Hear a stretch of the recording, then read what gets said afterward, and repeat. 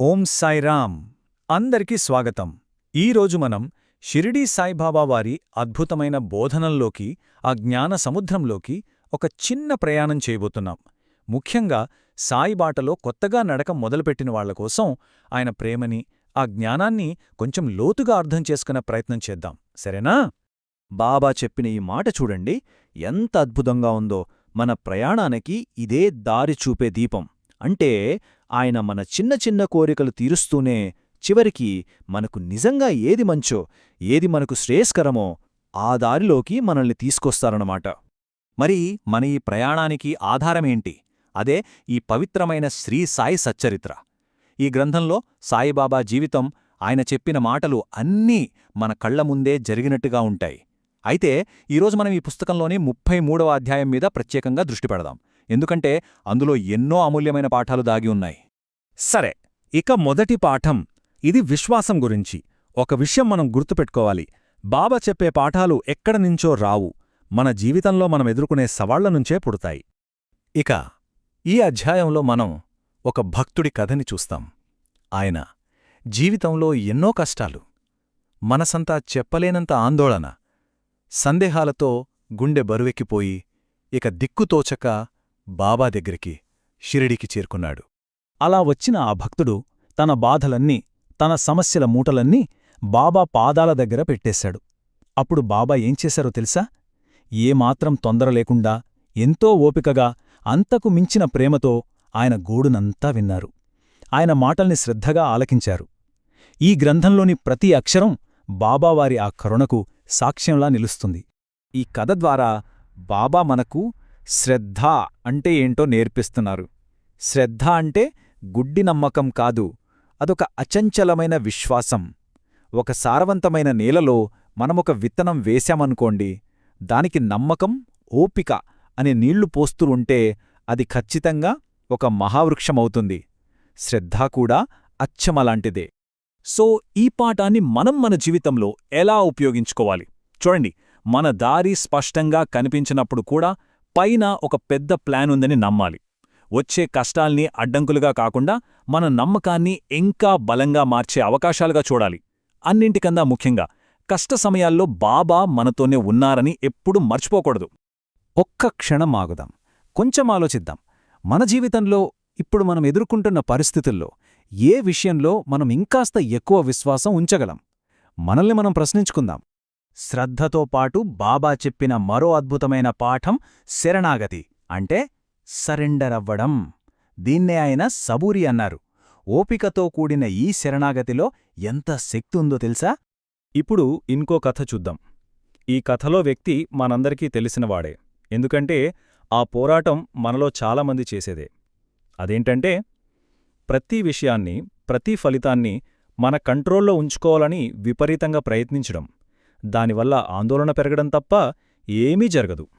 ఇక్కడ బాబా ఏం చేశారంటే ఆ వ్యక్తి సమస్యను డైరెక్ట్గా తీసేలేదు. బదులుగా దాన్ని వదిలేయ్, నామీద భారం వేయ్, నన్ను నమ్ము అని నేర్పించారు. ఈ సచ్చరిత్రలోని ప్రతి అక్షరం ఇలాంటి జ్ఞానంతోనే నిండి ఉంటుంది. ఆయన దారి చూపించడమంటే మనల్ని మనమే తెలుసుకునేలా చేయడమే. అంటే సబూరి అంటే ఏంటి? సింపుల్గా చెప్పాలంటే ఓపికతో కూడిన పట్టుదల. దీన్ని ఇంకోలా అర్థం చేసుకుందాం. మనం ఒక ఓడలో ప్రయాణిస్తున్నామనుకోండి. ఆ ఓడ క్యాప్టెన్ మీద మనకు పూర్తి నమ్మకం ఉంది. అప్పుడు బయట ఎంత పెద్ద తుఫానొచ్చినా మనం ప్రశాంతంగా ఉంటాం కదా. ఆ క్యాప్టెనే బాబా. ఆ ప్రశాంతమైన నమ్మకమే సబూరి. ఈ శరణాగతి అనేది మొదట్లో కొంచెం కష్టంగా అనిపించొచ్చు. అందుకే కొత్తగా ఈ మార్గంలోకి వచ్చేవారి కోసం దీన్ని కొన్ని సింపుల్ స్టెప్స్గా చూద్దాం. ముందుగా మన ఆందోళనలను గుర్తించాలి, కాని వాటిలో కూరుకోకూడదు. తర్వాత మన భారాలన్నిటినీ మాటల ద్వారా బాబాకు అర్పించాలి. బాబా, ఇది నీదే భారం అని చెప్పాలి. ఆ తర్వాత ఆయన మార్గదర్శకత్వం కోసం ఓపికగా ఎదురుచూడాలి. చివరగా వచ్చే ఫలితం ఏదైనా అది మన మంచికే అని కృతజ్ఞతతో స్వీకరించాలి. మళ్ళీ ఒక్క నిమిషం. ఇప్పుడు ఈ బోధనను మన జీవితంలోకి తీసుకొద్దాం. ఈరోజు మనల్ని వేధిస్తున్న ఒక చిన్న ఆందోళన ఏదైనా సరే, దాన్ని బాబాకు అప్పగించి శరణాగతి పొందడానికి ప్రయత్నిద్దామా? సరే, ఇప్పుడు బాబా చేసిన అద్భుతాల గురించి మాట్లాడుకుందాం. ఈ అధ్యాయంలో కొన్ని అద్భుతాలు ప్రస్తావించబడ్డాయి. అయితే వాటిని మాయాజాలంలా చూడకూడదు. అవి బాబా యొక్క దైవిక ప్రేమను, ఆయన కరుణను మనకు చెప్పే పాఠాలు. ఇక్కడ మనం తెలుసుకోవాల్సిందేంటంటే, బాబా తన గొప్పతనాన్ని చూపించుకోవడానికి ఎప్పుడూ అద్భుతాలు చేయలేదు. ఆయన చేసిన ప్రతి అద్భుతం వెనక ఒకే కారణం ఉంటుంది: అపారమైన కరుణ. ఒక భక్తుడిని రక్షించడానికో లేదా మనందరికీ ఒక ముఖ్యమైన ఆధ్యాత్మిక పాఠం నేర్పించడానికో మాత్రమే ఆయన తన శక్తిని ప్రదర్శించారు. బాబా ఏమంటున్నారో చూడండి. నా ఖజానా తెరిచే ఉంది, కాని నిజమైన సంపదలను తీసుకువెళ్ళడానికి ఎవ్వరూ బండ్లు తీసుకురావడం లేదు. ఆయన చెప్పేదేంటంటే, అసలైన అద్భుతం, అసలైన సంపద ఆయన మనకిచ్చే ఆధ్యాత్మిక జ్ఞానమే కాని ఈ భౌతిక వస్తువులు కావు. కాని ఆ జ్ఞానం కోసం మనం కొంచెం కష్టపడాలి, దాన్ని తవ్వి బయటకు తీయాలి అని ఆయన మనకు గుర్తు చేస్తున్నారు. సరే, ఈ కథలన్నీ విన్నాం, ఈ బోధనలన్నీ తెలుసుకున్నాం, బాగుంది. కాని మన ఈ ఉరుగుల పరుగుల జీవితంలో, మన రోజువారీ పనుల్లో వీటిని ఎలా ఆచరణలో పెట్టాలి? అదెలాగో ఇప్పుడు చూద్దాం. మీ భక్తి ప్రయాణాన్ని మొదలుపెట్టడానికి ఇక్కడ కొన్ని చాలా సింపుల్ పద్ధతులున్నాయి. దీనికి గంటల సమయం కూడా అక్కర్లేదు. రోజుని ఒక చిన్న కృతజ్ఞతతో మొదలుపెట్టండి. ఇంట్లో బాబా చిత్రపటంతో ఒక చిన్న పూజా స్థలాన్ని ఏర్పాటు చేసుకోండి. ఆఫీస్కి వెళ్లేటప్పుడు ఓం సాయిరామ్ అనే మంత్రాన్ని జపిస్తూముండండి. రోజులో ఒక చిన్న నిస్వార్థమైన సాయం చెయ్యండి. రాత్రి పడుకునే ముందు ఆ రోజంతా జరిగిన దాన్ని బాబాకర్పించండి. అంతే. సాధారణంగా మనం బిజీ మైండ్ ఎలా ఉంటుంది? పనులకు రియాక్ట్ అవుతుంది, పరధ్యానాన్ని వెతుక్కుంటుంది, భవిష్యత్తు గురించి ఆందోళన పడుతుంది. కాని బాబా చెప్పినట్టు ప్రశాంతమైన మనసు ఎలా ఉంటుంది? అదే పనిని శ్రద్ధగా చేస్తుంది, నిశ్శబ్దంలో శాంతిని వెతుక్కుంటుంది, వర్తమానంలో జీవిస్తూ ప్రతి క్షణాన్ని నమ్ముతుంది.